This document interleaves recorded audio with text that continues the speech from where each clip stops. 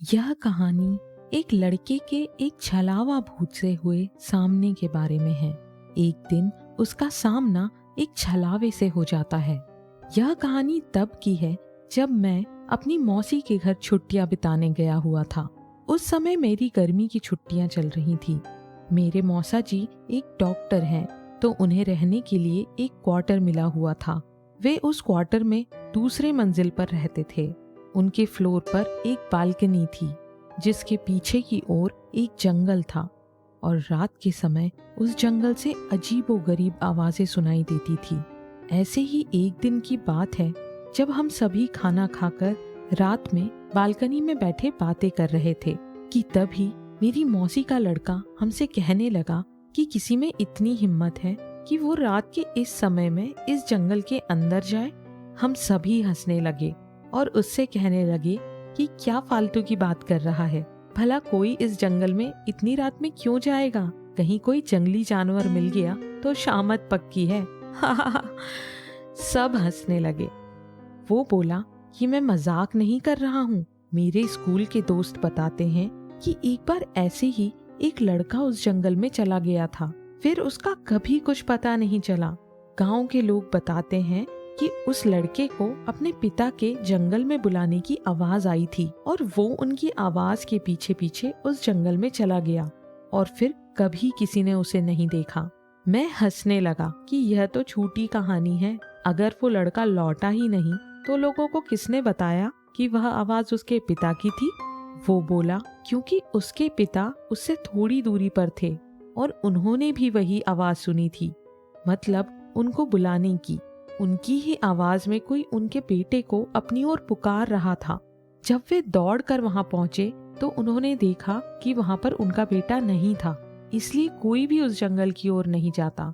मैं अपने मौसेरे भाई की यह कहानी सुनकर हंसने लगा कि वाह क्या बात है, जंगल का भूत जो लोगों को गायब कर दे।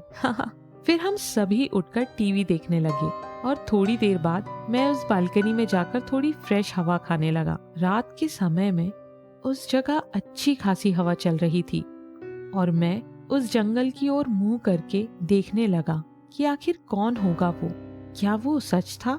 कि तभी मैंने अपने मौसेरी भाई को उस जंगल के किनारे खड़े देखा। वो मेरी ओर नजर करके हंस रहा था और मुझसे इशारे में कह रहा था कि तुम भी यहाँ आओ। मैं चौंक गया कि अभी तो वो टीवी देख रहा था, फिर नीचे कैसे पहुंच गया? मैंने पीछे मुड़कर देखा, वहां वो नहीं था, तो मुझे लगा कि शायद ये नीचे चला गया है और मुझे भी नीचे बुला रहा है। वो अब मुझसे बोला कि अरे देख क्या रहे हो, नीचे आओ थोड़ा सैर करते हैं। मैंने सोचा चलो थोड़ा घूम लें, तो मैं नीचे जाने के लिए दरवाजे तक गया ही था कि तभी मैंने देखा कि मेरा भाई तो टॉयलेट करके बाहर आया है। यह देखकर मैं सकपका गया, मेरे रोंगटे खड़े हो गए और मैं बस यही सोच रहा था कि अगर ये यहाँ है तो वहाँ नीचे कौन है। मैं उससे बोला कि तुम नीचे थे, इस बाथरूम में कब आए? वो बोला मैं तो यही था, तुम क्या बोल रहे हो? मैं उससे बोला कि मैंने अभी अभी तुम्हें उस जंगल के किनारे देखा था और तुम तो मुझे बुला भी रहे थे। वो बोला मजाक मत करो, तुम्हें क्या लगता है मैं डर जाऊंगा? मुझे पता है कि तुम मुझे डराने का प्रयास कर रहे हो, पर मैं नहीं डरने वाला। इतना कहकर वो टीवी देखने चला गया। मुझे यकीन नहीं हो रहा था कि ये मैंने अभी क्या देखा है। उसी रात मैं जब सो रहा था तब किसी की मुझे पुकारने की आवाज आ रही थी। वो जो भी था मुझे कह रहा था कि मैं तुम्हारा कब से इंतजार कर रहा हूँ, तुम तो आए ही नहीं, देखो जल्दी आ जाओ, फिर हम दोनों साथ में इस जंगल के अंदर घूमेंगे। इस बार यह आवाज मेरे भाई जैसी नहीं थी, बल्कि किसी ऐसे बूढ़े आदमी की थी जो काफी लंबा होगा और बहुत ज्यादा सिगरेट पीता होगा।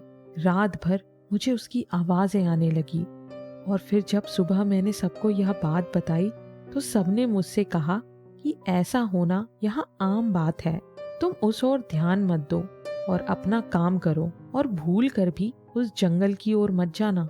उसके कुछ दिनों बाद भी मुझे उस जंगल की ओर से आवाजें आती रहीं, फिर वो आवाजें आना रुक गईं।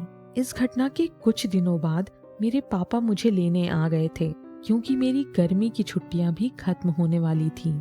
उस जंगल में रहने वाले को लोग छलावा कहते हैं और जो कोई भी उसके पीछे जाता है वो फिर कभी लौट कर नहीं आता।